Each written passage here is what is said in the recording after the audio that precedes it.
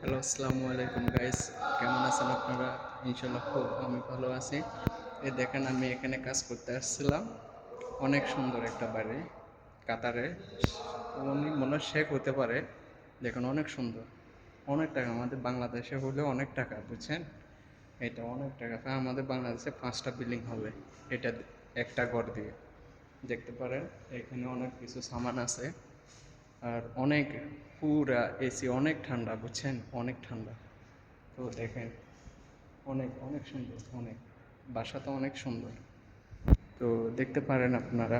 Like, comment, share. ওকে, দেখেন, অনেক সুন্দর, অনেক অনেক সুন্দর।